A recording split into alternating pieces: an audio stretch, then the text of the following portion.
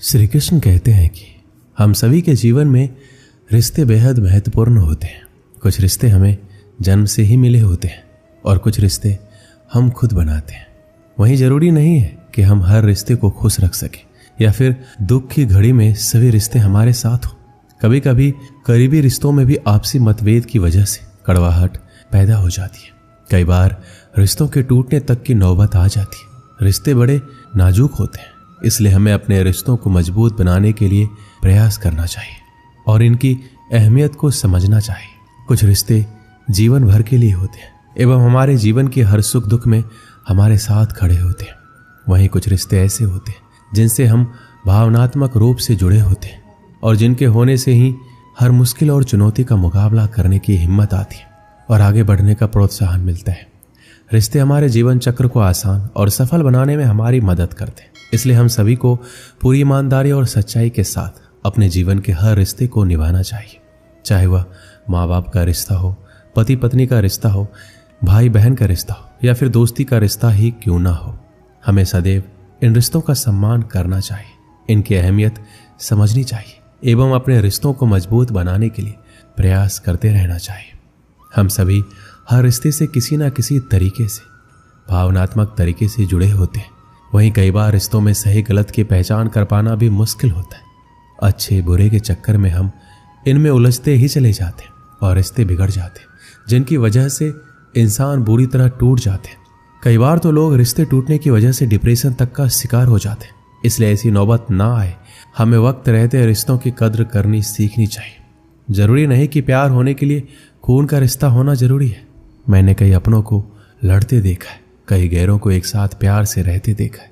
रिश्ते वही बेहतर बने रहते हैं जहां खुद को दूसरों से बेहतर दिखाने की होड़ नहीं लगी रहती है। रिश्ते चलते हैं इसी शर्त पर है कि एक दूसरे पर कोई कानून या बंदिशें ना लगाई जाए। रिश्तों में मतभेद तो होते रहते हैं, पर रिश्ते वहां टूट जाते हैं जहां मनभेद हो जाते हैं। जो बुरे वक्त में मददगार नहीं बन सकते, वो सच्चे रिश्तेदार कभी नहीं बन सकते। रिश्तों के बीच दूरी इसलिए बढ़ जाती है क्योंकि उनके पास नजदीक आने का वक्त ही नहीं होता। जरूरी नहीं कि रिश्ते निभाने के लिए अक्सर मिले, पर इतनी नजदीकियां जरूर बनाए रखना कि वापस मिलने का अवसर मिले। रिश्तों का हाल मौसम जैसा हो गया है, अपनी जरूरतों के हिसाब से बदलते रहते। रिश्तों में तकरार होती ही रहती है, पर उसकी वजह से रिश्तों में दरार नहीं आनी चाहिए। जब बुरा वक्त आता है तब पता चलता है कि कितने रिश्तेदार हैं और कितने सिर्फ जानने वाले। तस्वीर तो झूठ है जिसमें सब साथ खड़े अपने लगते हैं, पर अपने कितने हैं ये हकीकत बताती है।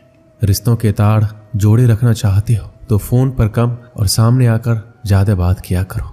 रिश्तों की अहमियत को कभी पैसों के तराजू से मत तौलना। इस गलती की कई लोग बहुत भारी रकम चुका चुके हैं। फर्क होता है सच्चे रिश्तेदारों और जानने वालों के मिलने में। अपने प्यार से मिलते हैं और जानने वाले मतलब से मिलते हैं। जब भी मिलो किसी अपने से तो प्यार से मिलना। वक्त का कोई भरोसा नहीं, क्या पता ये तुम्हारी आखिरी मुलाकात हो। गैर सा रिश्ता तो कभी कभी अपने भी नहीं निभाते। जो इंसानियत समझ लेते हैं उन्हें रिश्तों की अहमियत समझने में मुश्किल नहीं होती। जो एक दूसरे के मन का भार मिलकर उठाते हैं वही सच्चे रिश्तेदार होते हैं। माँ बाप का अपनापन भी अलग ही होता है। वो अपने बच्चों के बारे में सोचते सोचते अपने बारे में सोचना ही छोड़ देते। अगर हर व्यक्ति अपना व्यवहार सही कर ले तो काफी कम होगा कि उसे रिश्तेदार गले लगा ले। रिश्तों का अर्थ है दो व्यक्ति जो एक दूसरे की मदद करें, ना कि अपना मतलब निकाल कर मतलब ही बन जाए। घर पैसों से चलता है पर एक कुल रिश्तों से चलता है। हर बार साबित करने की कोशिश में आप कुछ साबित नहीं कर पाएंगे। कभी कभी कुछ कहने से चुप रहना ही बेहतर है।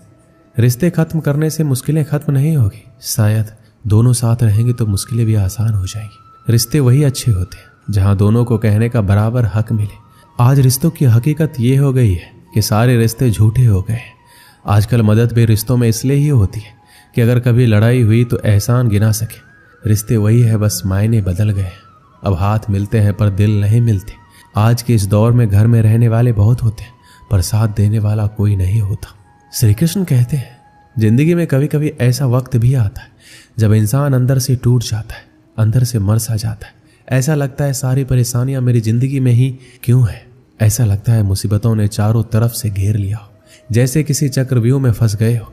हर चीज में फेल हो जाते हैं, रिलेशनशिप में, कैरियर में, हर चीज में हार जाते हैं। ऐसा लगता है जैसे हर बात उल्टी हो रही है, हर चीज गलत हो रही है और मेरे साथ ही ऐसा क्यों हो रहा है।